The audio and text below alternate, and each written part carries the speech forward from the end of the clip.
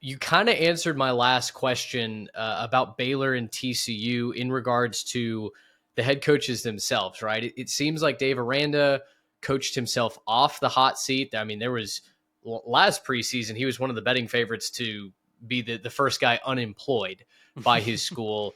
A terrible start, but then they roar down the stretch and finish the year strong, even a competitive bowl showing against LSU. TCU, to your point, also stabilized, right? And ends up going 8-4 in the regular season.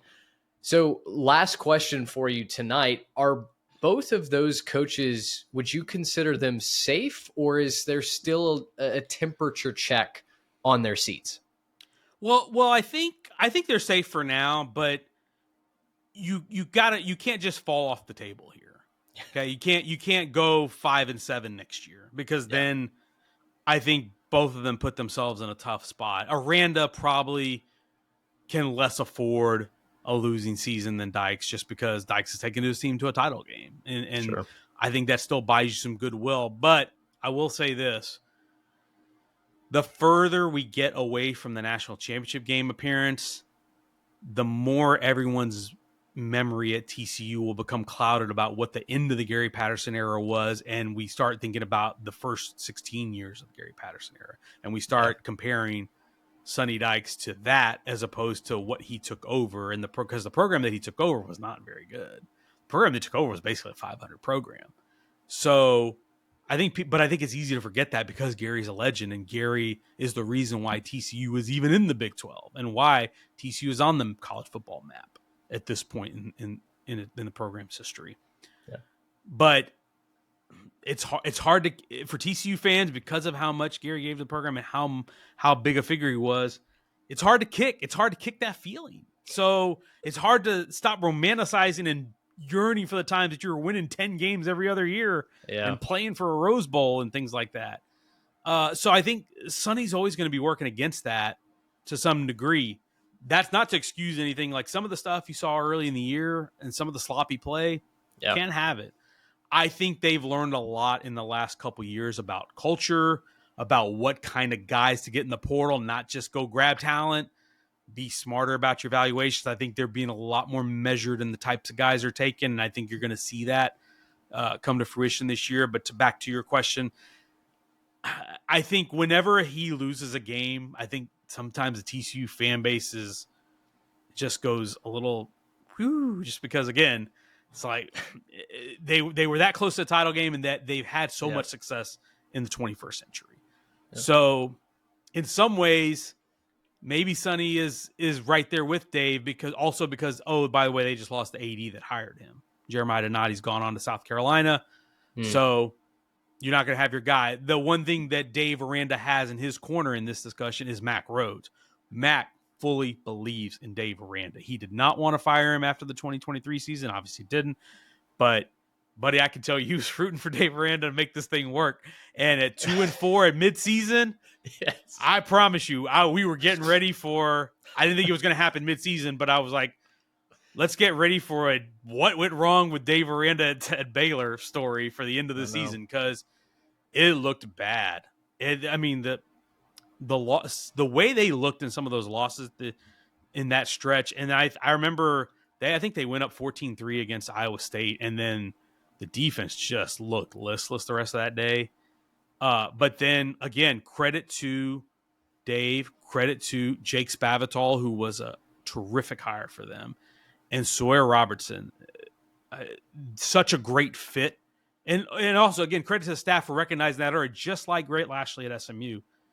Got DeQuan Finn as a transfer, great decorated background at Toledo. Mm-hmm. Obviously got banged up a little bit, so that played into it, but it wasn't long for them to figure out who the right guy was for them. And those guys play for Sawyer Robertson. They believe in him.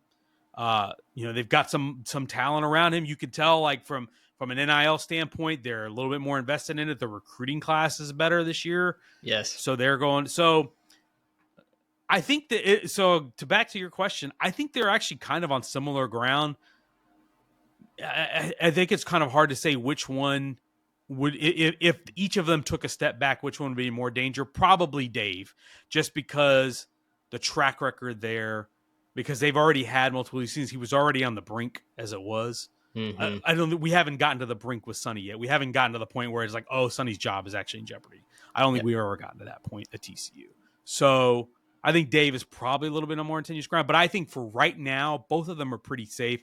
Both of them are pretty on solid ground. And especially, and this is just considered every school, not just these two, but as we move into the rev share era and this money is going directly from the athletic department to the players, that is going to factor into hiring and firing decisions because it's going to make you less likely to want to pay the buyout money, which is significant for both of these guys.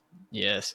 I think for Dave Aranda, the change that I saw from year one when I had left St. Mary's University and I was working for an NIL company in Dallas, and Baylor was one of our biggest clients, and he did not believe in NIL. He could not have cared less about it. I mean, it was, you guys can do this, but I'm not going to support it, right? We as the football staff are not going to support it.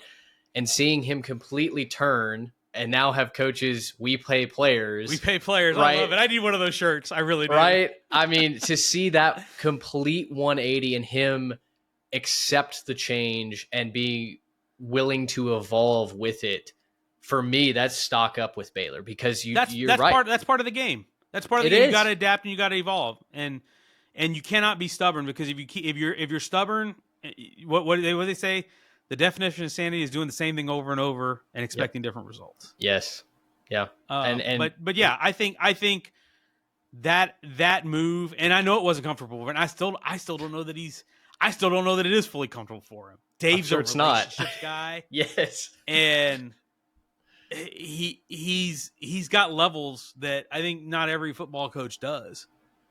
But look, man, in some ways it's a transactional game here, and you've got to pay the price to play it. And so, yeah, kudos to him, and kudos to the university. They put an apparatus around him to support him on that front as well. And Mac Rhodes recognized it. Javon Overshown, the deputy AD there, all those people around that program recognized what had to happen, and they've done it.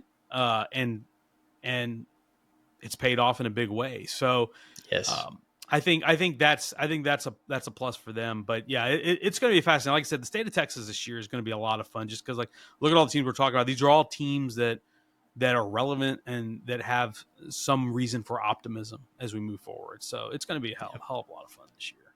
A lot of community involvement, a lot of good folks down there in Waco that have worked with the administration to build that NIL program in a palatable manner. I think certainly some folks that I worked with that deserve a lot of credit in turning that ship around. But you're right, Sam. It's going to be a lot of fun. We've got 100 something days until we kick off the next season, but a lot to look forward to here in the state of Texas.